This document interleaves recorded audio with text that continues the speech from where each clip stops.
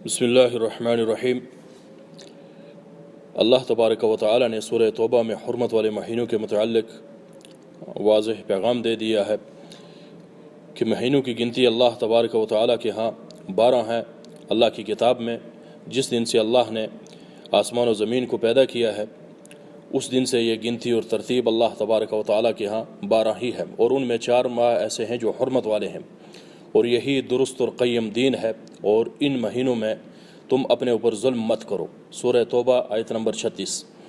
اور اسی طرح اس کی مزید وضاحت کرتے ہوئے ان مہینوں کی رسول اللہ صلی اللہ علیہ وسلم نے بھی فرمایا ہے۔ ابو بکر رضی اللہ عنہ کی حدیث ہے کہ آپ علیہ الصلاۃ والسلام نے فرمایا کہ زمانہ گم کر اپنی اصلی حالت میں آ چکا ہے، وہ اصلی حالت جس میں اللہ تبارک و تعالی نے آسمانوں اور زمین کو پیدا کیا ہے، اور سال 12 مہینوں کا ہے، ان میں 4 مہینے حرمت والے ہیں، اور 3 ماہ ایسے ہیں کہ جو پے در پے ہیں، ایک دوسرے کے ساتھ ملے ہوئے ہیں۔ ان میں ایک ذوالقعدہ ہے، دوسرا ذوالحجہ ہے، اور تیسرا محرم ہے، اور چوتھا رجب ہے جو جمادی الثانی اور شعبان کے مابین ہے، درمیان ہے۔ اس حدیث کو امام بخاری رحمہ اللہ نے اپنی صحیح میں روایت کیا ہے۔ تو پتہ چلا کہ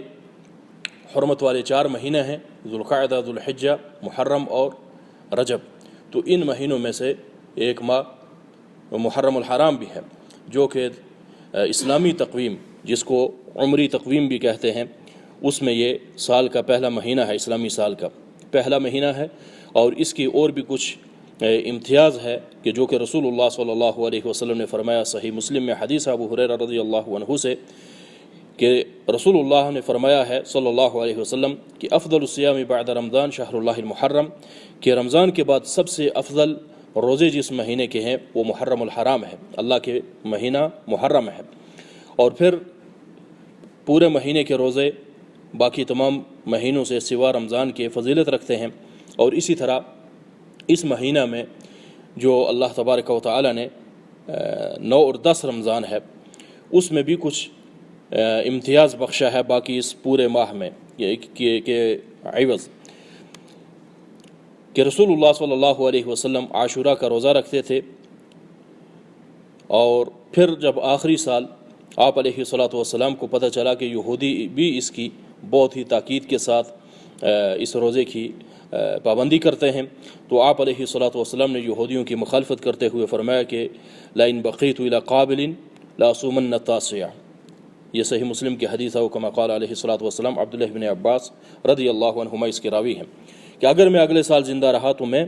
تاسع کا روزہ رکھوں گا۔ اس پر امام ابو داؤد رحمہ اللہ نے ایک باب بھی باندھا ہے کہ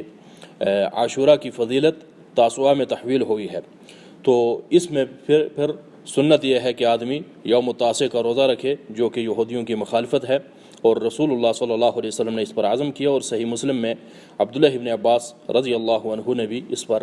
بہت ہی وضاحت فرمائی ہے۔ اللہ تعالیٰ سے دعا ہے کہ اللہ تبارک و تعالی ہمیں کتاب و سنت پر چلنے کی توفیق دے۔ والسلام علیکم ورحمۃ اللہ وبرکاتہ۔